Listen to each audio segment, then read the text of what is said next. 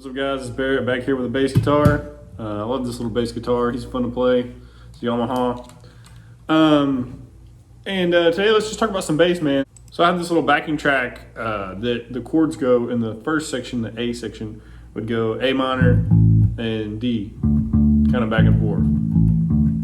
So the main two things you could do is you could either play A here, 5th fret, or you could play A open on the 2nd string, whatever, A string. Or you can play D here, or you can play D open. So you're already bombarded with all these options. You're gonna always be able to control your notes better though if you're doing it inside the fret. So that's like one of the first tips is generally bassists, as far as I know, they like to play within the fret a lot of the time unless it's like a lick, which they know they can play faster if they do like hammer-ons or whatever open. So it does depend on what you're doing, but typically speaking, a lot of times you'll play those notes inside the fret because you have a lot better control over how long they last. So if we start this little track out, we have like an A minor to a D7. So bass is all about root notes, so you could always start here, right? I'm just kind of copying the rhythm of the track. Now the B section goes F to E, back to A and D. No wait, it just stays on A, never mind. So F, E, A. So that's the most basic way to write a bass line to this. So now let's talk about passing tones. What are passing tones? Well, passing tones would be getting you to the next root note. So if I'm at A and I'm trying to get to D, since it's an A minor, I can use the minor third. So going back to our shapes, this would be the minor shape. That guy. So we're going back to those boxes we talked about in the last lesson, and we're going to use those to actually play music now. So that would be our passing tone, our minor third, to get to our D note. Let's play around with that. That's one option.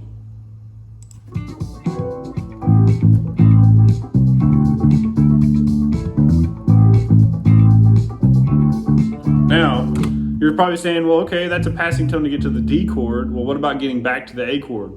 Which this is what bassists do all the time. They think about, how can I get to the next chord?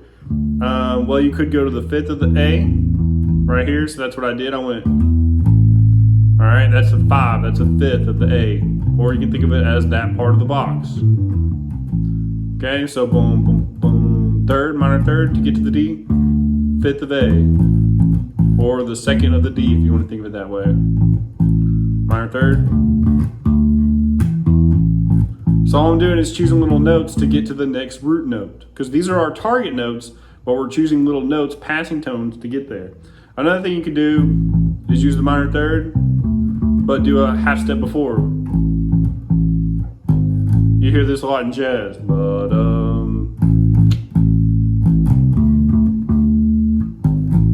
or you could do a half step above, although that's going to be definitely funky. That's going to give you a lot more of a dissonant, crunchy kind of sound, because going a half step above isn't the same as going a half step below, because when you go a half step below to your target note and come up, that's called a leading tone, so you're leading into that note. So it works a lot better. Now, let's talk about the B section. So something I was kind of doing when I was playing around with this on the B section, the second part, which would be F to E to A, is I was kind of climbing up that E chord.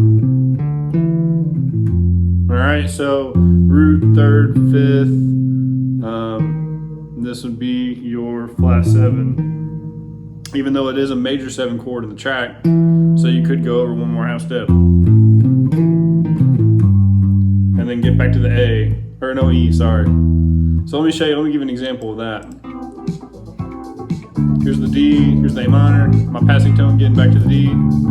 Here's the F, so then the E. That would be the basic way to play it, all right? This time I'm gonna do more of going around the chord. Here we go, F.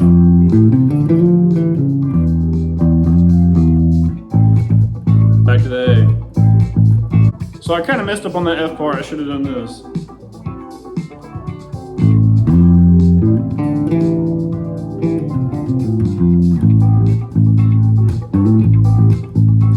All right, so So the next most obvious thing a bassist would always think about is octaves. So if our roots, our target notes are A and D, all right, then that means we can also play around with our octave, which A, an octave would be 2 strings down, 2 frets over. So A and A, D and D. I don't have this thing 100% tuned, do I? So an example there would be something like this. Same chords, just I'm messing around with octaves.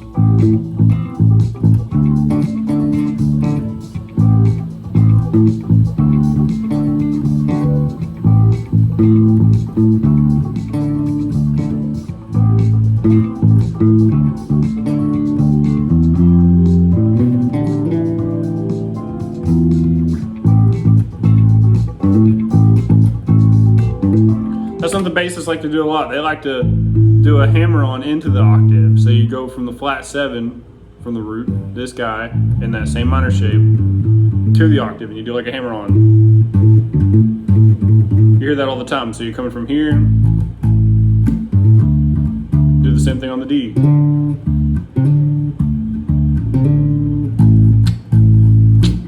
Ah.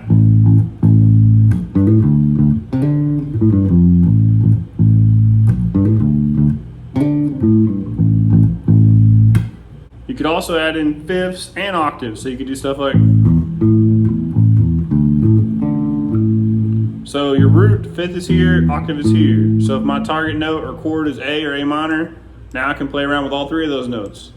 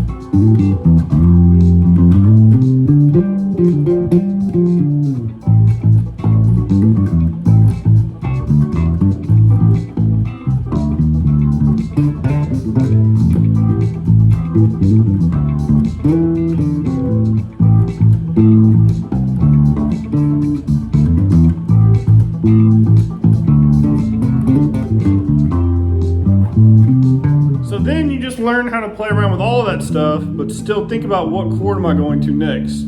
Because you can play around all day, but you still have to hit your root notes. And you still have to think about where am I going and why am I going there and all that.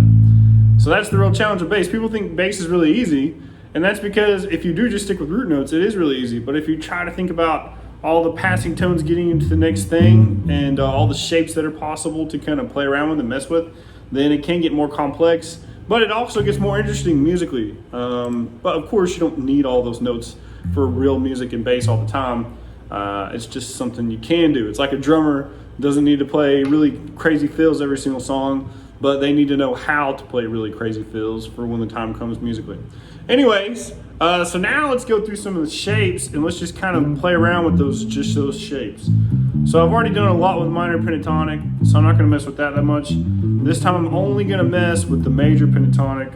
So how does that work? Well, if I'm in the key of A minor, which I am, then I'm going to start with the C here, the 8th fret, and my major pentatonic looks like this. And that's actually what I was doing when I was playing around with F. But I was doing it from F's perspective, which is why it works really well, because it works with both of those shapes. The major pentatonic, which is in the key, and F major itself, which is the chord at that point.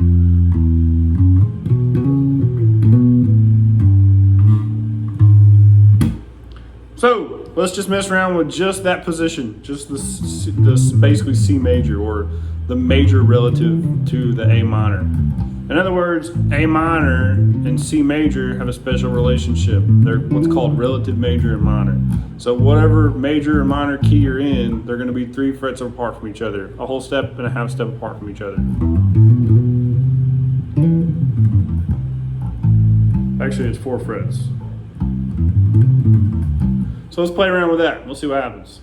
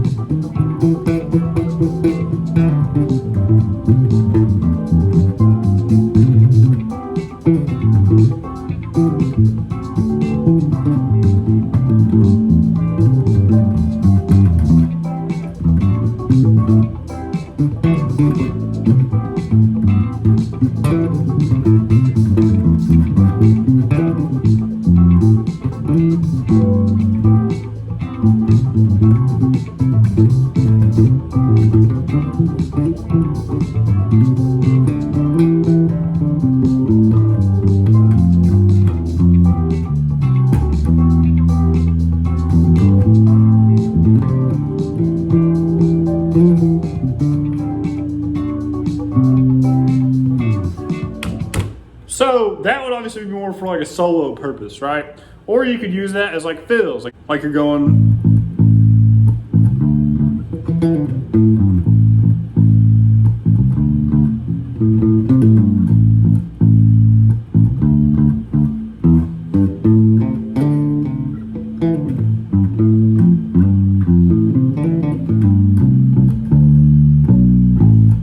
So that's why you want to know these shapes so well, so that when you're coming back and forth from your roots, you can kind of throw some of that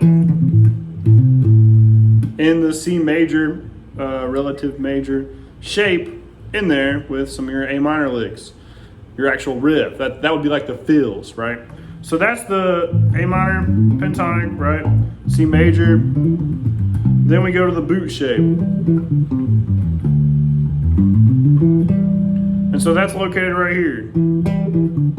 If you don't know these shapes, you need to watch the other video. So this starts on the 10th fret at the D.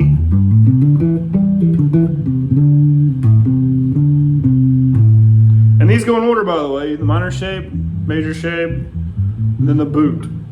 It's called a boot because of this.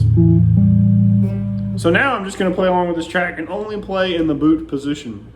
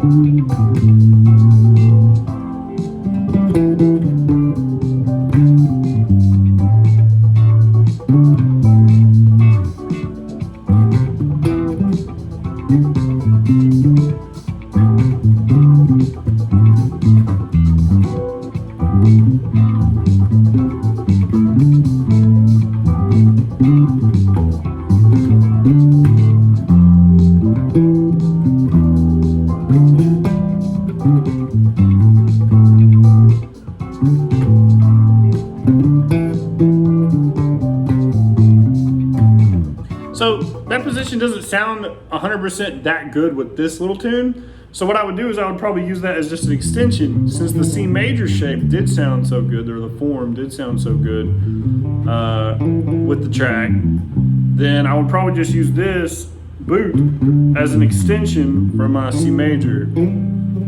Right? So like if say I'm playing around with C major,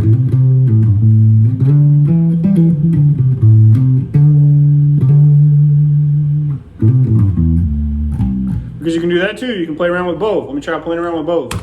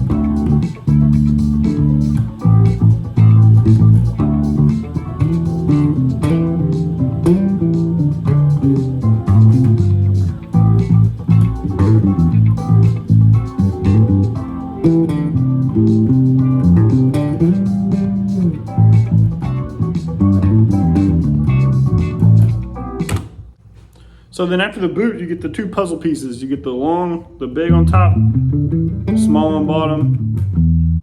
Oh, we kind of ran out of time. My student just showed up, so I just had two more shapes left. The big on top, small on bottom, and the small on bottom, small on top, big on bottom. That's hard to say. The two puzzle pieces, and then you get back to the minor pentatonic on the 5th fret. But that's how you can take root notes and stick with root notes like any other basic basis, but be able to improvise around it by using those shapes.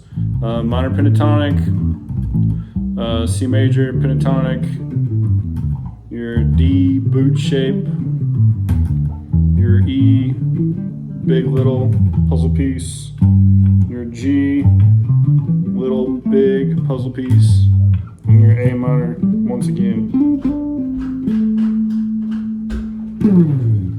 Thanks for watching, guys. I'll see you in the next one.